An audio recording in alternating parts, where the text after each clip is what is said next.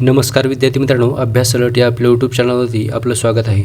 तर विद्यार्थी मित्रांनो, आज आपण पाहणार आहोत 6 मार्च 2026च्या अत्यंत महत्त्वाच्या चालू घडामोडी. तर व्हिडिओ पहिल्यापासून शेवटपर्यंत पाहण्याचा प्रयत्न करा.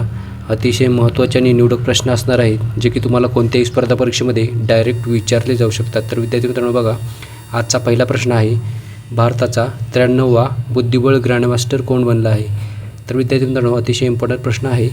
याचं उत्तर असणार आहे ऑप्शन नंबर डी, म्हणजेच आरव डेंगला. तर आरव डेंगला हा भारताचा 93वा बुद्धिबळ ग्रँडमास्टर बनलेला आहे. ओके, तर विद्यार्थी मित्रांनो बघा, आरव डेंगला हा मुंबईमधील तिसरा ग्रँडमास्टर आहे. तर बघा, 2026मध्ये GMसाठी आवश्यक 3 GM नॉर्म्स आणि 2500पेक्षा जास्ती फिडे रेटिंग पूर्ण करून त्याने हा किताब मिळवलेला आहे. ओके, तर लक्षात असू द्या. पुढचा प्रश्न बघूयात आपण. प्रश्न क्रमांक 2 आहे, महात्मा अ ग्रेट कम्युनिकेटर हे पुस्तक नुकतेच कोणी प्रकाशित केले आहे? तर बघा, याचं उत्तर असणार आहे विद्यार्थी मित्रांनो ऑप्शन नंबर सी, म्हणजेच डॉक्टर मनसुख मांडविया यांनी महात्मा अ ग्रेट कम्युनिकेटर हे पुस्तक नुकतेच प्रकाशित केले आहे. ओके, म्हणजेच लॉन्च केले आहे. तर बघा, प्रश्न क्रमांक 3 बघूयात आपण.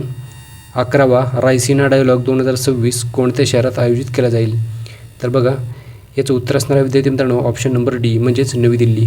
तर भारतातील नवी दिल्लीमध्ये 11वा रायसिना डायलॉग 2026चा म्हणजे यावर्षीचा आयोजित केला जाणार आहे. ओके, तर विद्यार्थी मित्रांनो बघा, याचे आयोजन ऑब्झर्वर रिसर्च फाउंडेशन आणि ministry of external affairs India यांच्या सहकार्याने केले जाते. ओके, तर चला पुढचा प्रश्न बघूयात आपण. प्रश्न क्रमांक 4 आहे, एका तासात 2,51,446 रुपये लावून कोणत्या शहराने गिनीज वर्ल्ड रेकॉर्डमध्ये नाव नोंदवले आहे? ओके, तर बघा, गिनीज वर्ल्ड रेकॉर्डमध्ये नाव नोंदवले आहे. ओके, तर याचं उत्तर असणार आहे विद्यार्थी मित्रांनो ऑप्शन नंबर ए, म्हणजेच वाराणसी. तर बघा, उत्तर प्रदेशमधील वाराणसी या शहरामध्ये 2,51,446 रुपये लावून वाराणसी या शहराने हा रेकॉर्ड बनवलेला आहे. ओके, तर बघा, आणि त्याची नोंद गिनीज वर्ल्ड रेकॉर्डमध्ये नोंदवण्यात आलेली आहे. ओके, तर लक्षात असू द्या.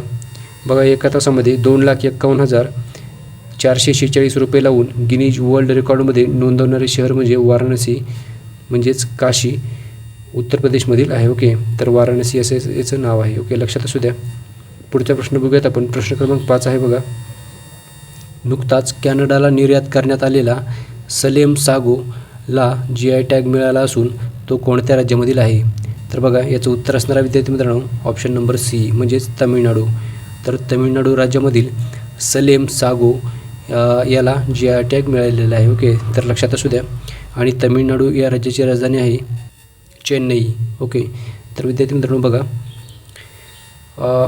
सलेम हा जो जिल्हा आहे त्यातील सागो म्हणजेच साबुदाणा ओके उत्पादनासाठी प्रसिद्ध आहे. ओके, तर बघा, सलेम हा एक जिल्हा आहे आणि सागो म्हणजे साबुदाणा. ओके, म्हणजेच सलेम हा जिल्हा साबुदाणा उत्पादनासाठी प्रसिद्ध आहे. ओके, तर लक्षात असू द्या.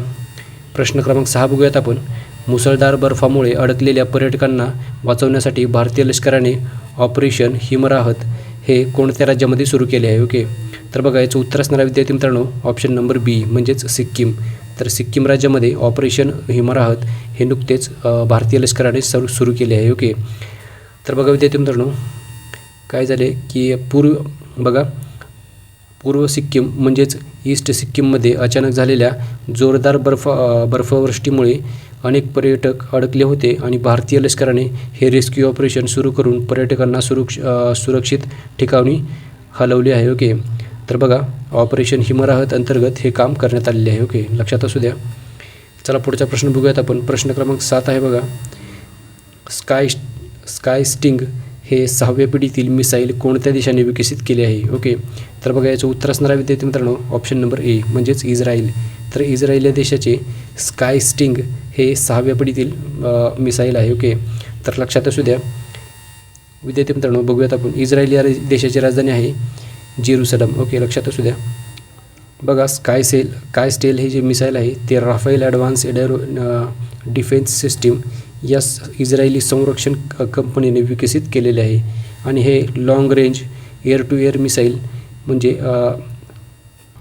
म्हणजेच हवेत मारा करणारे हे एक मिसाईल आहे. ओके, तर बघा याची मारकक्षमता सुमारे 250 किलोमीटरपर्यंत आहे. ओके, चला पुढचा प्रश्न बघूयात आपण. प्रश्न क्रमांक 8 आहे बघा, जागतिक श्रवण दिवस दरवर्षी केव्हा साजरा केला जातो? तर बघा याचं उत्तर असणार आहे ऑप्शन नंबर सी, म्हणजेच 3 मार्च. तर दरवर्षी आपण जागतिक श्रवण दिवस हा 3 मार्च रोजी साजरा करतो. ओके, तर बघा विद्यार्थी मित्रांनो, हा जो दिवस आहे तो वर्ल्ड हेल्थ ऑर्गनायझेशन म्हणजेच WHOने साजरा केला आहे. ओके, म्हणजेच WHOद्वारे हा दिवस साजरा केला जातो. याचा उद्देश काय आहे तर बघा, श्रवणक्षमता जपणे, बहिरेपणाबद्दल जागरूकता वाढवणे आणि कानांच्या आरोग्याची काळजी घेण्याबाबत जनजागृती करणे असा याचा मुख्य उद्देश आहे. तर लक्षात असू द्या विद्यार्थी मित्रांनो. बघा पुढचा प्रश्न बघूयात आपण. प्रश्न क्रमांक 9 आहे, कोणते AI आधारित बायोटेक उत्पादन डेटा पोर्टल जितेंद्र सिंह यांनी नुकतेच लॉन्च केले आहे? तर बघा याचं उत्तर असणार आहे विद्यार्थी मित्रांनो ऑप्शन नंबर ए, म्हणजेच सुजविका. तर सुजविका असं या पोर्टलचं नाव आहे. ओके, तर बघा सुजविका हे जे पोर्टल आहे ते आर्टिफिशियल इंटेलिजन्स आधारित बायोटेक उत्पादन डेटा पोर्टल आहे, जे की नुकतेच जितेंद्र सिंह यांनी लॉन्च केले आहे. ओके, तर बघूयात आपण विद्यार्थी मित्रांनो. बघा या पोर्टलचे नाव काय आहे, सुजविका. ओके, असं याचं नाव आहे आणि प्रकार artificial intelligence driven biotech product data portal आहे.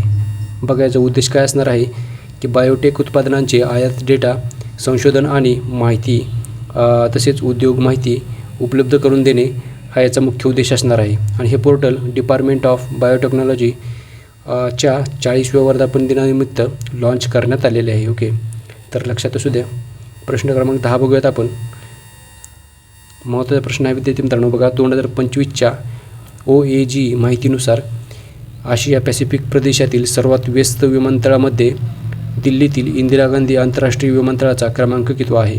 तर बघा OAG यांच्या डाटानुसार 2025मध्ये दिल्लीमधील इंदिरा गांधी आंतरराष्ट्रीय विमानतळाचा क्रमांक आहे 5वा. ओके, तर ऑप्शन डी याचं उत्तर असणार आहे विद्यार्थी मित्रांनो.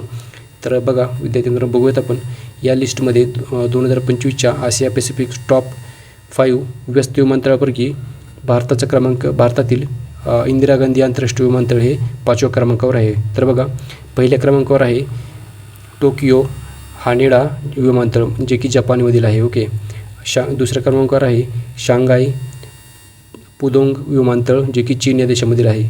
तिसऱ्या स्थानावर ही चीनच आहे आणि चौथ्या स्थानावर ही चीनच आहे. ओके, तर बघा आणि 5व्या स्थानावर आपल्या भारतातील दिल्लीमधील इंदिरा गांधी आंतरराष्ट्रीय विमानतळ आहे. ओके, लक्षात असू द्या. आणि आजच्या दिवसाचे जे करंट अफेअर्सचे प्रश्न होते विद्यार्थी मित्रांनो, ते सर्व आपण घेतलेले आहेत. भेटूयात आपण उद्या. धन्यवाद.